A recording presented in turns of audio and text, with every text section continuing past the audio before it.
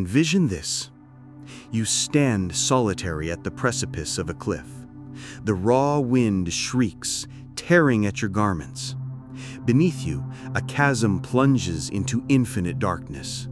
Beyond, an expanse of sky stretches boundless and indifferent. An unprecedented solitude grips you, a chilling realization that the entire world exists, yet utterly unconnected to your presence.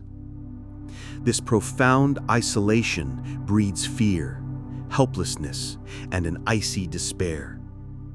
You crave connection, a comforting voice, an assuring presence whispering, "You are not alone." You yearn to retreat into the comforting hum of the crowd, to the vibrancy of bustling life, to the sanctuary of safety. Yet, an invisible tether holds you captive. Your limbs are paralyzed as if bound by an unseen force, condemning you to confront this boundless solitude, utterly alone. Why? Why can't you shatter the chains of this solitude? Why does it relentlessly pursue you, a spectral shadow, refusing to dissipate? A chilling self-doubt creeps in. Have I erred? Am I truly insufficient? Do I not deserve warmth, connection, or love? You desperately seek answers, extending a trembling hand outwards for salvation, praying for deliverance from this crushing abyss of isolation. Yet the stark reality dawns that no one truly comprehends your silent agony. No one can genuinely fathom the depth of your despair. The solitude intensifies, morphing into an even profounder, more crushing hopelessness. Can loneliness truly be an incurable affliction? Are you then irrevocably condemned to an eternity of solitude? But pause. Is this bleak pronouncement the absolute truth? Is loneliness a malady to be eradicated? Or could it, in a profound twist, be a singular gift, a potent catalyst, a rare juncture for radical self-discovery and the redefinition of your very existence? Arthur Schopenhauer, the philosopher of pessimism, declared, "Either vulgar or alone." He posited that the mundane seeks solace and validation solely through societal bonds, while the solitary soul possesses the clarity and independence to pierce through illusion and unearth profound truth. Friedrich Nietzsche, the prophet of self-overcoming, famously asserted, "That which does not kill us makes us stronger." For Nietzsche, solitude was not a void, but a crucible.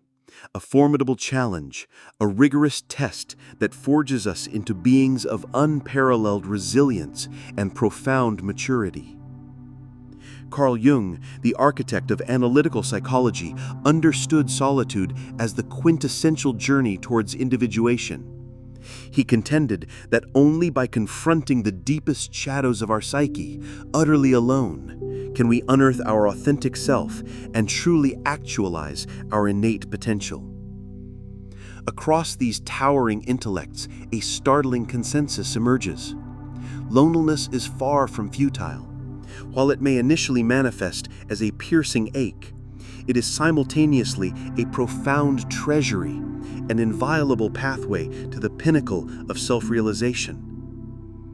Have you ever paused to consider this radical truth? The solitude you so deeply dread is, in fact, merely a potent projection of your own innermost fears. Your terror is not of loneliness itself, but of the harrowing confrontation with your authentic self, the raw, unvarnished truth of your inner shadows and profound vulnerabilities. When you desperately flee from solitude's embrace, you are, in essence, abandoning yourself. You are evading the searing agony of your pain, sidestepping the chilling grip of your fears, and recoiling from the inevitable mirror of your imperfections. But when you bravely choose to embrace solitude, a profound revelation awaits. It reveals itself as your truest confidant, your most unwavering ally. It will silently stand by you through life's most arduous valleys, illuminate the deepest recesses of your being, and distill within you a formidable strength and profound maturity. Is the solitude you've endured merely a capricious twist of fate? A random statistical anomaly? Or could it be, with breathtaking certainty, an indispensable, predetermined chapter in the grand saga of your personal evolution?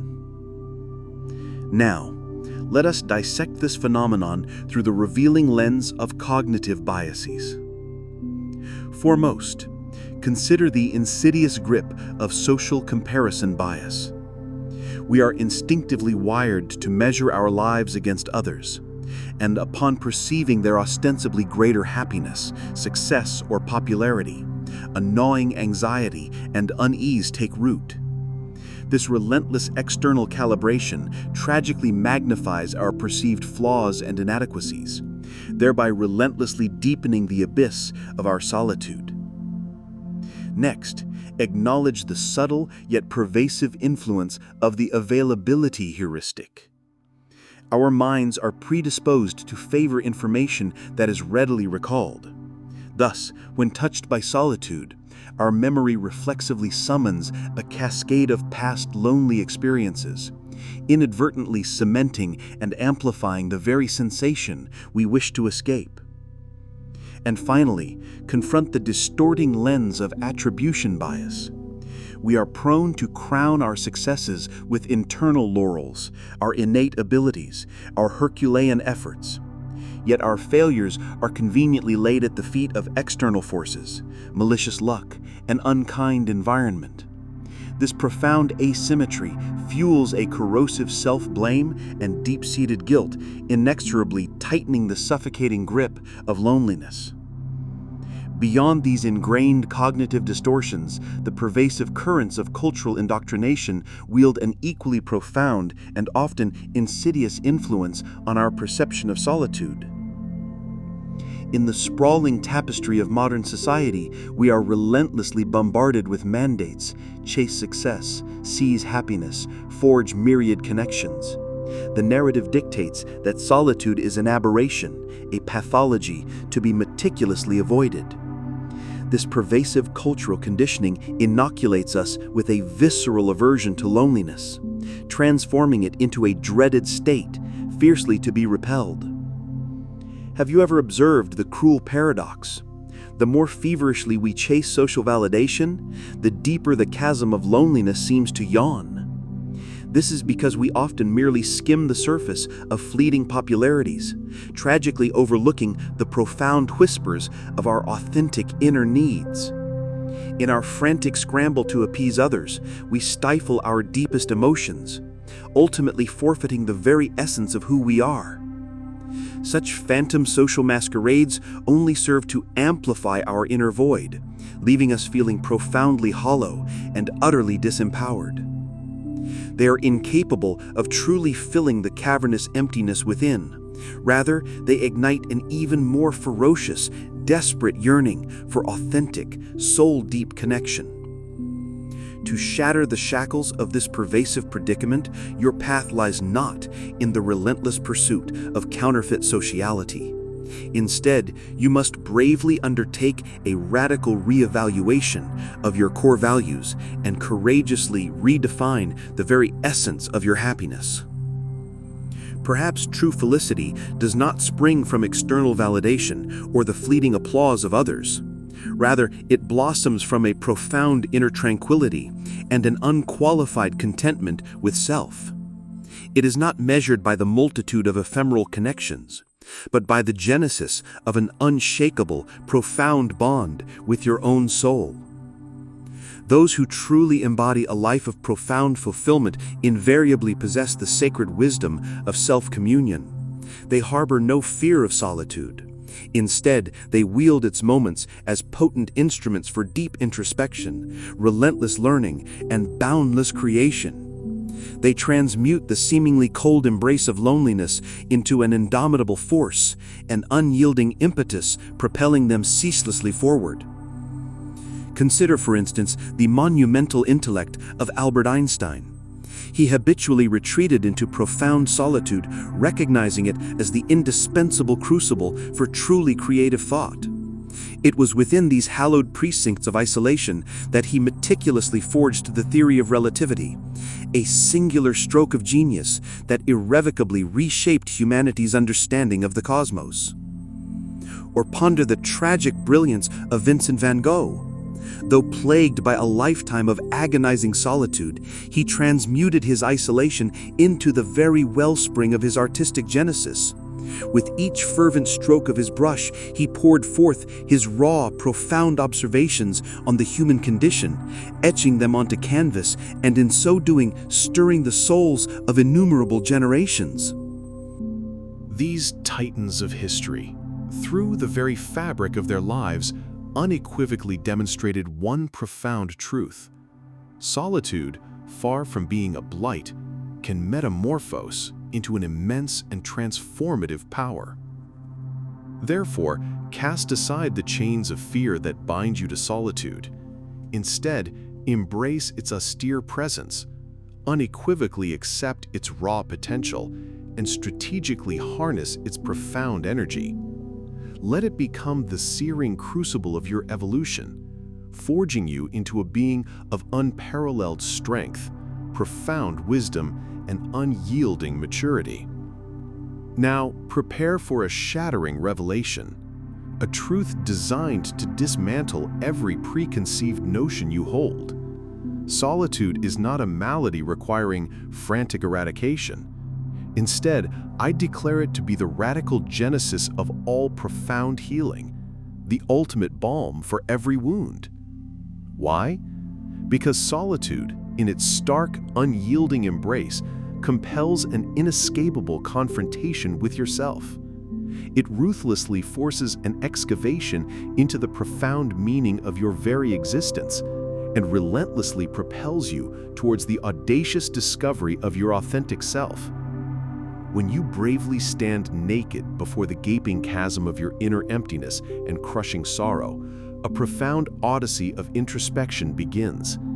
You will meticulously scrutinize your life's trajectory, the bedrock of your values, and the true north of your aspirations.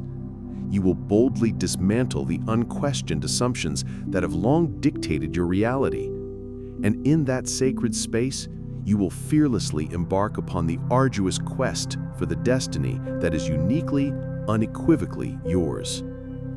Solitude, in its unflinching clarity, becomes a beacon, illuminating with stark precision the contours of your strengths and the shadows of your deficiencies. You will awaken to the profound truth of your glorious imperfection, that omnipotence is but a fleeting illusion, and that self-imposed limitations are but malleable boundaries. You will embrace the beautiful tapestry of your flaws, learning to coexist with your perceived shortcomings not as adversaries, but as integral components of your evolving self.